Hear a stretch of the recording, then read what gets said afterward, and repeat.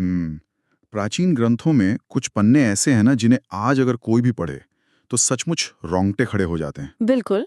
मतलब कल्पना कीजिए कि आज से हजारों साल पहले किसी ने लिखा हो कि एक ऐसा समय आएगा जब न्याय केवल ताकतवर की मुट्ठी में होगा। हम्म। राजनेता नागरिकों को लूटने लगेंगे और पारिवारिक रिश्ते केवल एक सतही आकर्षण पर टिके होंगे। सही बात है। तो ऐसा लगता है जैसे कोई आज के अखबार की हेडलाइंस पढ़ रहा हो। बिल्कुल ऐसा ही लगता है। तो आज के इस गहन विश्लेषण में हम इन्हीं हैरान करने वाली भविष्यवाणियों पर बात करेंगे। हमारे पास जो स्रोतों का विस्तृत संग्रह है उसमें श्रीमद् भागवत महापुराण, कली संतरण उपनिषद और international journal of English and studies का एक आधुनिक शोध पत्र शामिल है। हाँ। ये सब मिलकर समाज के पतन का एक बहुत ही डरावना चित्रण प्रस्तुत करते हैं। और हमारा मुख्य उद्देश्य आज यही है कि हम इस बीमारी को यानी कली युग के दोषों को गहराई से समझें। और केवल बीमारी ही नहीं। हाँ बिल्कुल। और उस एकमात्र समाधान की पड़ताल करें जो ये सभी स्रोत एक स्वर में बताते हैं, और वो है समाधान है कृष्ण का नाम। ये जो सटीकता है ना, ये वाकई चौंकाने वाली है। अक्सर जब हम इतिहास या ऐसे प्राचीन ग्रंथों को पढ़ते हैं तो हमें लगता है कि वे किसी और ही दुनिया की बात कर रहे हैं। हाँ मतलब लगता है कि माइथोलॉजी है। बिल्कुल।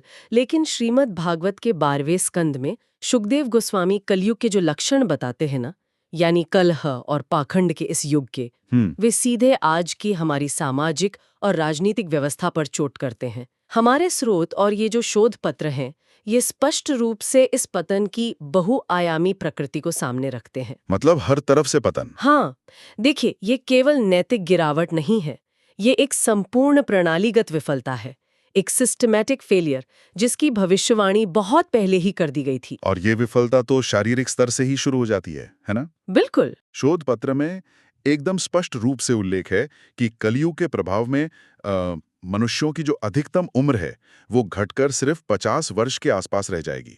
सच में ये डराने वाला है। और शारीरिक बल, याददाश्त, सत्य और सहनशीलता, ये सब दिन प्रतिदिन कम होते जाएंगे। हम्म। मतलब एक इंसान के रूप में हमारी क्षमताएं ही सिकुड़ रही हैं। लेकिन ग्रंथों में इसके पीछे का जो मैकेनिज्म बताया गया है वो मुझे सबसे ज्यादा दिलचस्प लगा। हाँ, वो धर्म के पैरों वाली बात। बिल्कुल।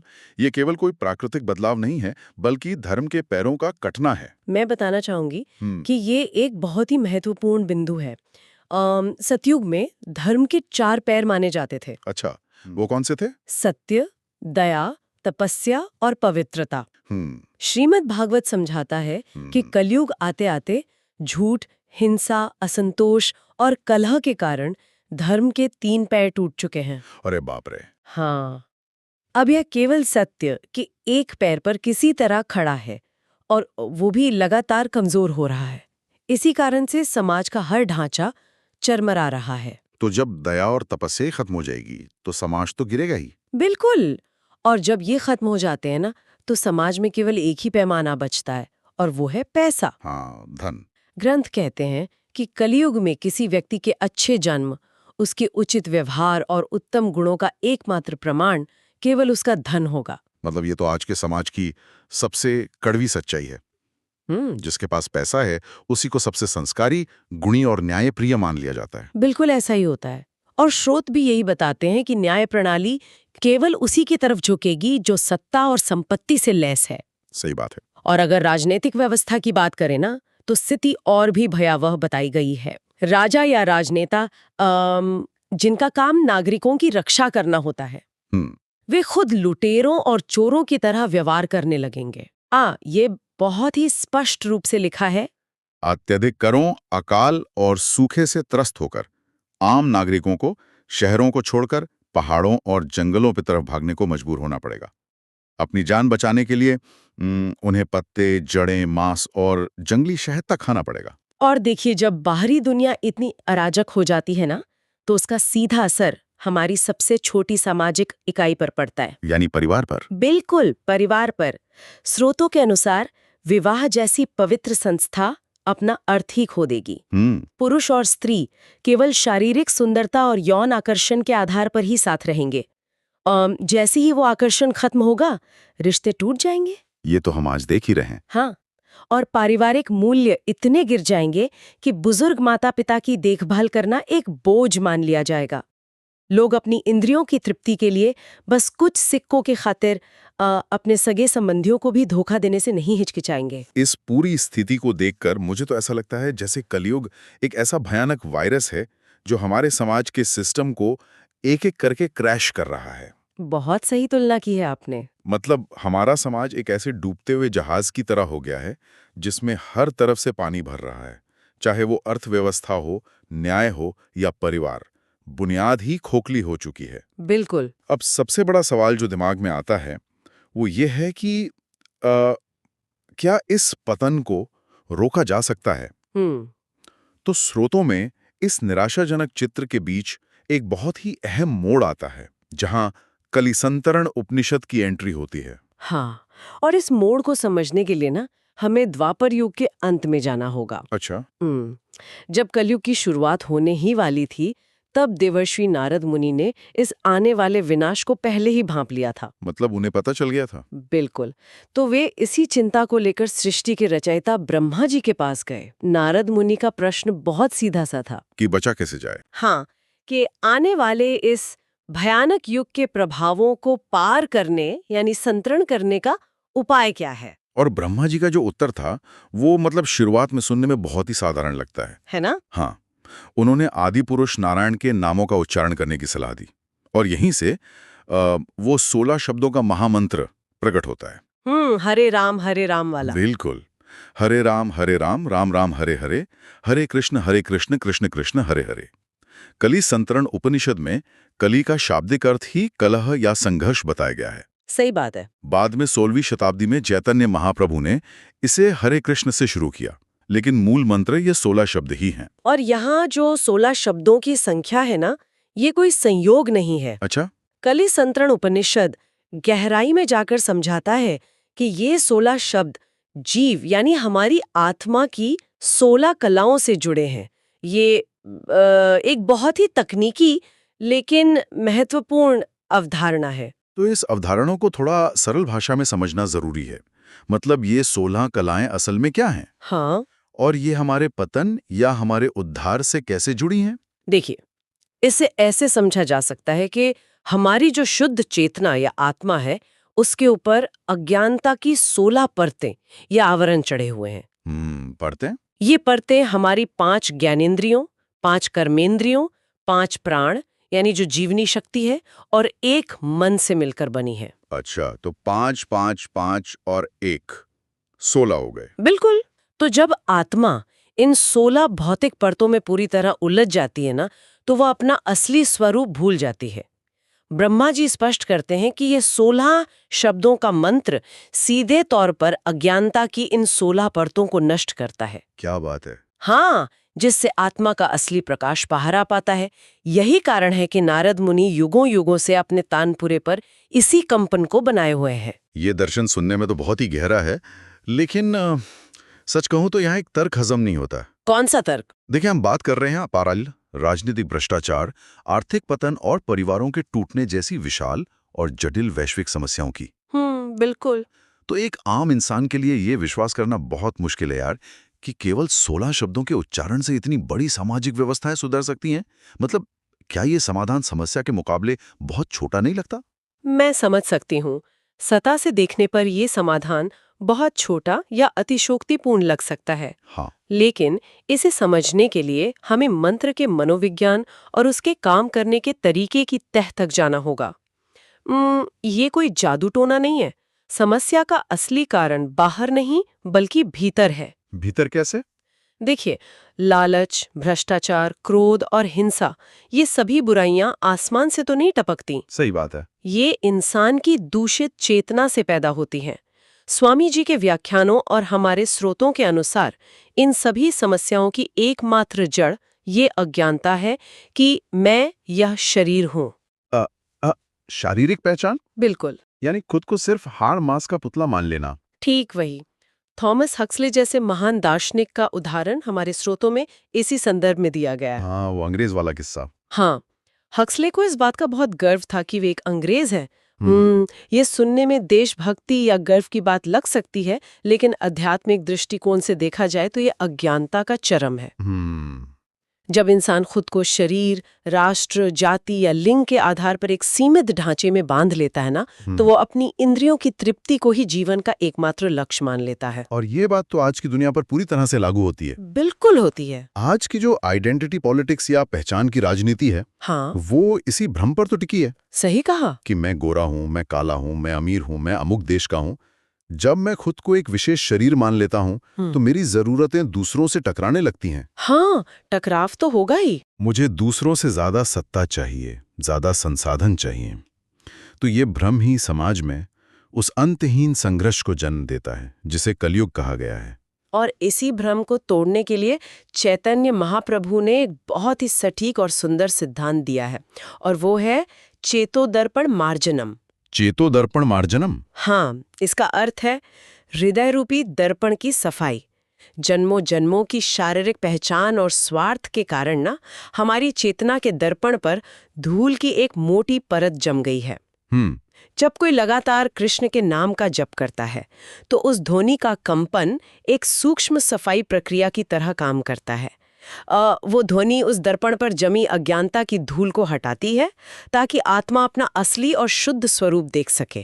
तो ध्वनि किस तरह हमारी चेतना को लक्ष्य तक पहुंचाती है, इसे समझाने के लिए श्रीमद् भागवत में एक बहुत ही अद्भुत रूपक का इस्तेमाल किया गया है। हाँ, बिल्कुल। उसमें नाम जप की प्रक्रिया को सीधे तौर पर तीरंदाजी या धनुर्विद्या से जोड़ा गया है।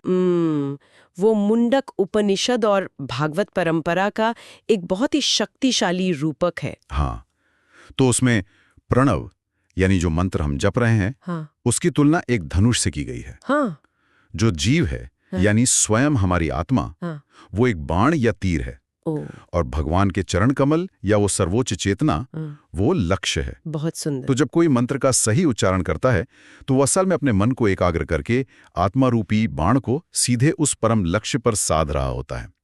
ये केवल कुछ बुदबुदाना नहीं है, ये चेतना को एक विशेष दिशा में प्रक्षेपित करना है। और मैं बता दूं कि इस तीरंदाजी की सबसे बड़ी खूबी ये है कि इसके लिए किसी विशेष बाहरी योग्यता की आवश्यकता ही नहीं है। मतलब कोई नियम। कलिस्तंतरण उपनिषद इस बात पर विशेष जोर देता है कि इस महामंत्र को जपने के लिए शुद्धता या अशुद्धता का कोई नियम नहीं है। व्यक्ति किसी भी अवस्था में कहीं भी इसका गान कर सकता है। अच्छा। गौड़ीय वैष्णव परंपरा में इसे सस्वर और जोर से गाने की प्रथा है, क्योंकि जब ध्वनि का कंपन जोर से होता है ना, तो वो न केवल जपने वाले का दर्पण साफ करता है, बल्कि उस ध्वनि को सुनने वाले हर व्यक्ति के हृदय तक भी पहुंचता है। अरे वाह! YouTube स्रोत में मौजूद ओम गोपाल कृष्णाय नमः जैसे अन्य मंत्र भी इसी सिद्धांत पर काम करते हैं, जो एक सुरक्षात्मक कंपन पैदा करते हैं। लेकिन देखिए, यहाँ एक बहुत बड़ा विरोधाभास नजर आता है। वो क्या? अगर इसके लिए कोई नियम नहीं है, कोई बाहरी शुद्धता की जरूरत नहीं है, तो क्या कोई भी व्यक्ति इसे एक कर्मकांड की तरह बिना सोचे समझे बस मशीन की तरह बोलकर इसका पूरा लाभ उठा सकता है? क्या ये इतना ही आंतरिक है? यहीं पर आकर ये विज्ञान अपनी सबसे गहरी और सूक्ष्म परत खोलता है। बाहरी नियम भले ही ना हो, लेकिन आंतरिक नियम और इरादे बहुत सख्त हैं। अच्छा, इरादे भी मायने रखते हैं? बिल्कुल। स्रोत स्पष्ट करते हैं कि मंत्र जपना एक विधि है, यानी जो आपको करना है, लेकिन इसके साथ निषेध भी जुड़े हैं, यानी जो आपको बिल्कुल नहीं करना है। पद्म पुराण में 10 नाम अपराधों का विस्तार से वर्णन है। हाँ, और ये अपराध इस पूरी प्रक्रिया की दिशा ही बदल देते हैं। सही बात है। मतलब आप एक तरफ बीज बो रहे हैं, लेकिन अगर आप उसी जमीन पर तेजाब डाल रहे हैं तो पौधा कभी नहीं उगेगा। बहुत सही उदाहरण दिया आपने। स्रोतों में एक बहुत ही गंभीर अपराध का जिक्र है, पवित्र नाम के बल पर पाप करना। ये तो सबसे खतरनाक है। आज के समाज में हम इसे बहुत आसानी से देख सकते हैं।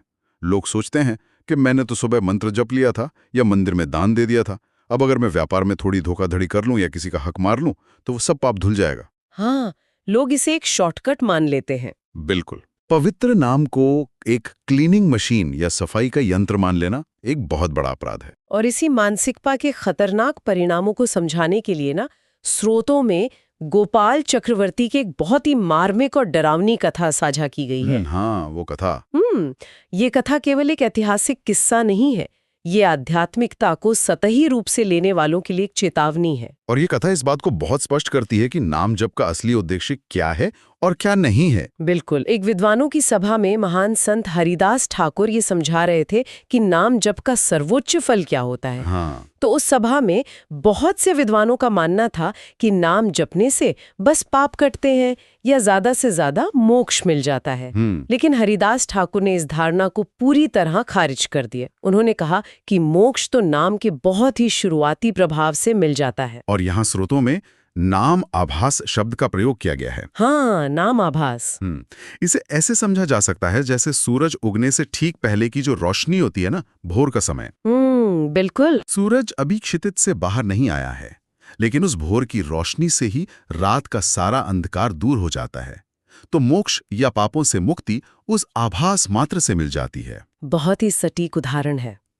तो हरिदास ठाकुर ने समझाया कि जब सूरज पूरी तरह से उदित होता है, यानी जब व्यक्ति शुद्ध नाम जपता है, तो उसका असली फल मोक्ष नहीं बल्कि कृष्ण प्रेम होता है। यानी ईश्वर के प्रति विशुद्ध प्रेम। बिल्कुल, विशुद्ध और निस्वार्थ प्रेम। जहां प्रेम है वहां मुक्ति की भी कोई चाह नहीं रह जाती। और इसी बात पर गोपाल चक्रवर्ती, जो एक बहुत ही अहंकारी और खुद को बड़ा विद्वान मानने वाला व्यक्ति था, वो भड़क गया। हाँ, उसने संत हरिदास ठाकुर का अपमान करते हुए कहा कि ये सब कोरी अतिशयोक्ति है। उसका तर्क था कि केवल कुछ शब्द जपने से इंसान को मोक्ष मिल जाए, यही अपने आप में असंभव लगता है। और आप कह रहे हैं कि मोक्ष तो एक बहुत छोटी चीज है। तो उसने इस पूरी प्रक्रिया को एक तरह से अंधविश्वास करार दिया। और देखिए, ये दोहरे अपराध का मामला था। पहला, उसने पवित्र नाम की महिमा को काल्पनिक या बढ़ा चढ़ाकर बताई गई बात माना, जो कि 5वां अपराध है। हाँ।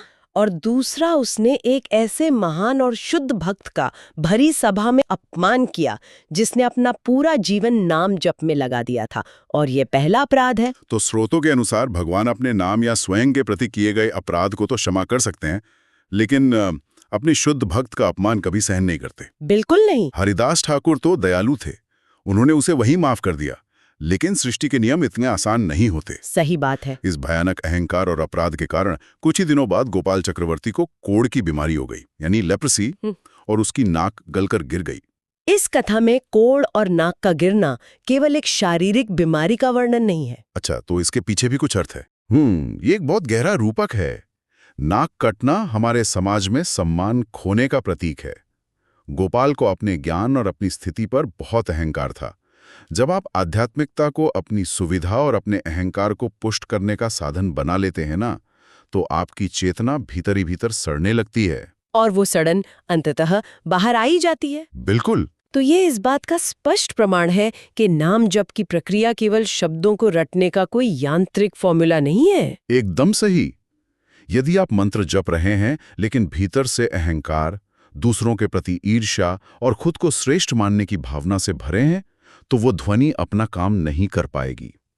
इसीलिए चैतन्य महाप्रभु ने उस अवस्था का वर्णन किया है जो इस ध्वनि को ग्रहण करने के लिए सबसे उपयुक्त है। हाँ, वो श्लोक इस पूरी प्रक्रिया का हृदय है। तृणादपि सुनिचीन तरोरपि सहिष्णुना। इसका अर्थ है कि नाम जपने वाले व्यक्ति को खुद को रास्ते में पड़े घास के तिनके से भी नीचा, यानी विनम्र मानना चाहिए। उसे एक पेड़ से भी ज्यादा सहनशील होना चाहिए जो खुद पत्थर खाने के बाद भी फल देता है। उसे समाज के हर व्यक्ति का सम्मान करना चाहिए और अपने लिए किसी सम्मान की उम्मीद नहीं करनी चाहिए। लेकिन आज के युग में यह अवधारणा पूरी तरह से उल्टी लगती है। हाँ, बिल्कुल उल्टी है। आज तो हर कोई अपनी पहचान बनाने, सम्मान पाने और खुद को दूसरों से बेहतर साबित करने की होड़ में है। लेकिन जब कोई सच में खुद को घास के तिनके से भी नीचा मान लेता है, तो उसके भीतर सत्ता की भूख, लालच और दूसरों का शोषण करने की प्रवृत्ति तो अपने आप खत्म हो जाती है। सही बात है। ये अहंकार का पूर्ण समर्पण है, और यही वो अवस्था है जहां नाम जप वास्तव में चेतना को बदलता है और कृष्ण नाम कलयुग के दोषों से हमारी रक्षा करता है। तो अगर हम इस पूरे विश्लेषण को एक धागे में पिरोएं, तो श्रीमद् भागवत का वो निष्कर्ष बहुत साफ नजर आता है। शुकदेव गोस्वामी कहते हैं कि कलयुग कलेर दोषानिधे है। कलर दोषानिधि यानी ये दोषों का एक अथाह महासागर है। इसमें चारों तरफ से बुराइयां ही बुराइयां उमड़ रही हैं।